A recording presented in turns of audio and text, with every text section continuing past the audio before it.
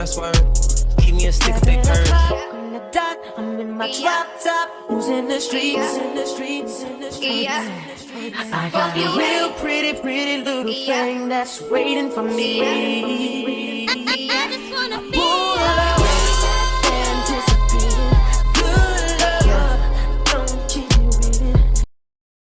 Hey y'all, hey, it's your girl Miss Live 3D TV back at you with another video. So guys, I don't know if you guys been seeing this story circling around on Facebook, TikTok, everywhere about the young lady who had to get up in front of the church and confess that she was pregnant, the 15-year-old young lady. And guys, I've been running across so many videos of people experiencing the same thing. Guys, check these videos out. Tell me what you think in the comments. Tell me if you've experienced this before in the comments. I would love to know your story. Again, I thank you guys so much for supporting the channel, for liking, commenting, and watching the videos. I hope you guys have a great day. Peace out. In light of recent events, I want to tell you guys a story time about how I was forced to apologize for being pregnant in front of an entire church, subsequently kicked out, and told if I came back it would be criminal trespassing. Year was circa 2009. I was 18 years old, fresh out of school, about to start college, chasing behind some little boy. I say church very loosely because it was really a cult, but he had been there for like 9 years, so he was good and indoctrinated at the time. It was summertime before we started college together, and his family was always at church, so of course I was at church too. I joined the church and everything, and one of the requirements to join the church is you have to do an interview with the pastor and the reverend with the pastor's wife, and they ask you if you're a virgin, and I told them straight up, no baby, I am not. They asked me if I planned on being celibate, and I was like, not really. And let me tell y'all, from that point forward, they did not like my black ass because they had the youth unlocked. Everybody was celibate. Everybody had abstinence rings. They did not want my harlot ass in that church, but there I came. Their crowning achievement was the young man that I followed up in there. You hear me? He was a virgin at 18 years. They had had him for 9 years. They were their golden child. They did not want me there, but there I was. Anyway, I snatched that young man's virginity up the second we got to school, and I got pregnant the exact same day. Now, I took a plan B, but she must have ate it because a few weeks later, baby, positive pregnancy test. We were here. We ended up telling his mother, who was also very indoctrinated with the church at the time. She ends up telling the pastor. So one day after service, a few weeks into my pregnancy, they have everybody stay except for the kids. The kids get to go to the youth ministry. They have everybody else stay. Now, for additional context, y'all have to understand, these people did not like me because I came in asking way too many questions. Like, for one, why are y'all collecting tithes 3 times per service when it's the same group of people in there? Or about how y'all collected $1 million for a new church because y'all been in a storefront plaza for the last few years. You finally get the money up, and then the deal doesn't go through and all the money is gone and people have to re-raise the money. I was like, that feels like embezzlement. Again, they did not like me. Okay, so boom, this is after service. The kids have gone away, and they have me and homeboy stand up, and basically he tells the entire church, we have a sinner amongst us.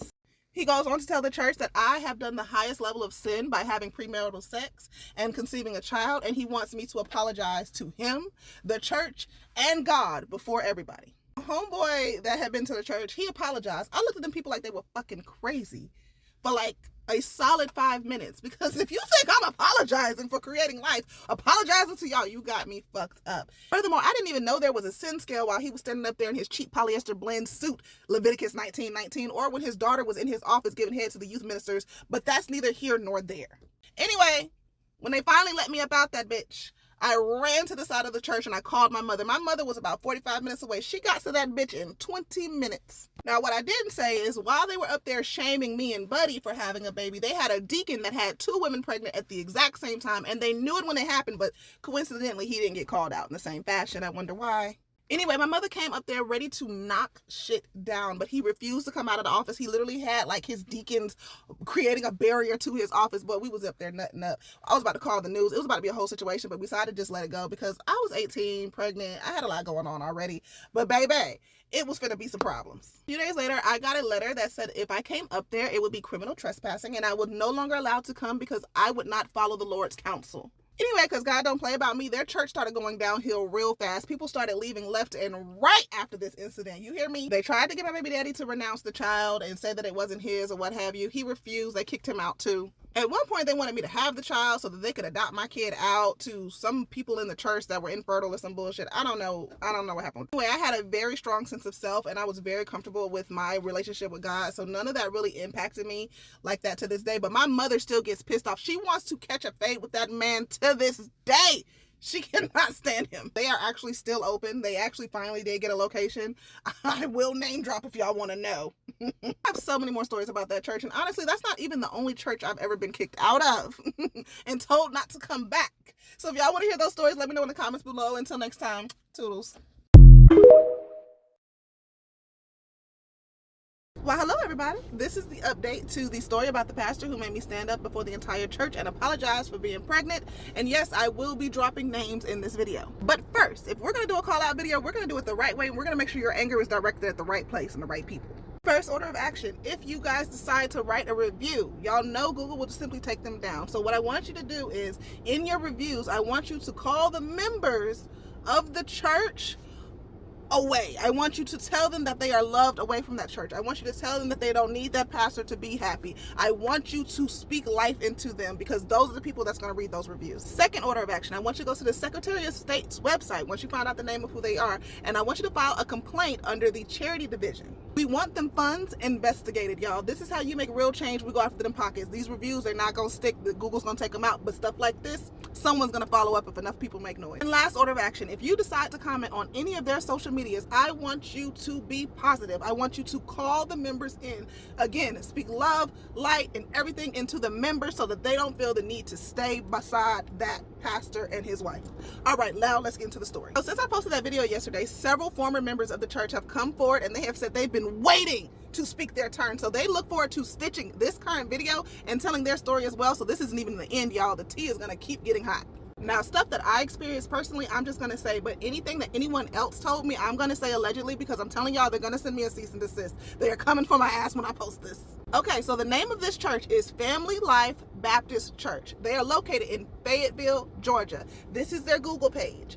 I need y'all to make sure y'all are targeting the right place, because there are multiple Family Life churches out there. The pastor's name is Alfred Lands and the wife's name is Rosemary Lands. I'm going to get into some of my own experiences because they were relatively mild in comparison to what other things people have told me. So I told you guys about how I questioned why they had a new building fund. Well, the reason I questioned that is there used to be a big picture where you could see the goal and how much money everyone had made, and every time a deal fell through with the real estate, they just started it over. So I remember asking that question out in the office. They pulled me into the office and admonished me for questioning where the money went. Another time I was walking into the church, and I guess the pastor wasn't too far behind me because a deacon came running up behind me to open the door for the pastor.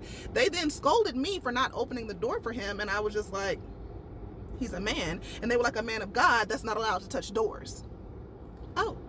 Now, remember my mother-in-law, who was fully indoctrinated at the time, she wasn't even allowed to celebrate her birthday because her birthday was on the same day as the pastor's. They did not allow her to celebrate her birthday because she had to set up his birthday every year. For 9 years, this woman did not celebrate her birthday, and they did not let her. If you left the church, you were immediately excommunicated. The other members were not allowed to talk to you, and members of the church were not allowed to date and or get married unless they got permission from the pastor and the reverend. I need y'all to keep in mind while I'm telling this story, these people were in a cult, and if you look up what a cult is, they were literally being brainwashed. What I experienced was not unique. Shame was a very useful weapon for them. At one point, the pastor forced this young man to come out in front of the male ministry and forced his mother to legally change his name because he felt like his mother gave him too feminine of a name. Now we're going to move into the place where I have to start saying allegedly. Allegedly, a minister there molested several young girls, so much so that he had to be fired from his place of work, and the pastor and the reverend had to come up there and defend him and somehow get that put under the rug. Again, allegedly. Allegedly, any behavior that they viewed as demonic would absolutely lead to an exorcism, and an exorcism looked like you getting beat the shit out of, and that could be for anything from being gay to misbehaving in school. Allegedly, there were ministers that touched both boys and girls. Allegedly, there was tons of embezzlement with the use of forged documents, fake bank statements, and tax documents, all with money that was siphoned directly from their members. Again, allegedly. Now, I know I'm saying allegedly to protect myself legally, but just know I would never bring these sort of claims forward if I did not have evidence. All that said, in the last video, I got a lot of questions about why I would even join a church under false pretenses if I didn't agree with them, and also what my current relationship is with the church and spirituality and all that. And I'll do a follow-up video for that, because like I said, this video is going to be stitched by multiple members of the church. They've already come forward and said that they have something to say, so I'm going to leave that space for them. So until next time, you guys. Okay, it's time for me to talk about it.